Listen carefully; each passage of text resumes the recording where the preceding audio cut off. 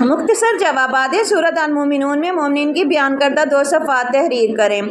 Number 1، وہ اپنی نمازوں میں عاجزی اختیار کرتے ہیں۔ نمبر 2، وہ بے مقصد باتوں سے گریز کرتے ہیں۔ سیکنڈ کویسچن ہے، سورۃ المومنون میں بیان کردہ انسانی تخلیق کے مختلف مراحل جو ہے وہ تحریر کریں۔ اللہ تعالیٰ نے فرمایا ہم نے انسان کو چنی ہوئی مٹی سے پیدا فرمایا، پھر اس کو ہم نے ایک مخصوص جگہ میں رکھا، پھر ہم نے جو ہے اس کو ایک جمع ہوا خون بنایا، پھر ہم نے اس جمے ہوئے خون کو ایک بوٹی بنایا، پھر ہم نے اس بوٹی سے ہڈیاں بنائی، پھر ہم نے ہڈیوں پر گوشت چڑھایا، پھر ہم نے اس میں روح ڈال کر ایک دوسری مخلوق بنا دیا۔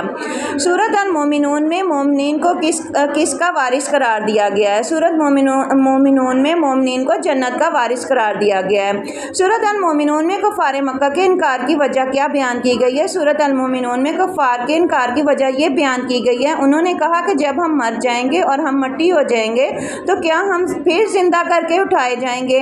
یعنی کفار کو مرنے کے بعد دوبارہ جی اٹھنے پر یقین نہ تھا، اس لیے انہوں نے دعوت دین کا انکار کیا۔